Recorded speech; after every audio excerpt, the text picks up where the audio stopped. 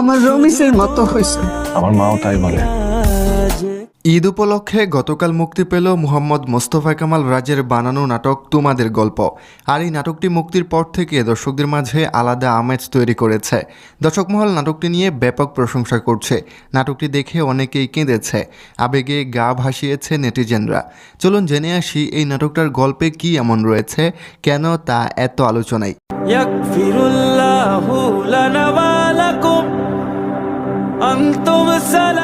পরিচালক মোস্তফা কামাল রাজ এই নাটকটিতে একটি পরিবারের গল্প তুলে ধরেছে। খুবই চমৎকার একটি পারিবারিক বাস্তবতা তুলে আনা হয়েছে নাটকটিতে। নাটকটি দেখে রক্তের সম্পর্কের গুরুত্ব কতটুকু তা জানতে পারবেন। নাটকের প্রতিটা বাঁকে বাঁকে অনেক কিছুই শিখতে পারবেন। এটি এমন একটি নাটক যে নাটক দেখতে বসলে 1 সেকেন্ড বিরক্ত হবার কোনো উপায় নাই।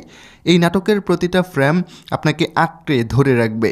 এই নাটকের সবগুলো চরিত্র ছিল দারুণ ইন্টারেস্টিং। ফারহান আহমেদ জোবান, তানজিম সায়রা তটিনী, দিলেরা জামান, সাবেরি আলম, মনিরা আক্তার মিঠু, শিল্পী সরকার অপু, নাদের চৌধুরী, বরদা মিঠু, NNU রাজু, সোমু চৌধুরী এবং আয়াত সহ সবার অভিনয় ছিল মুগ্ধ হবার মতো।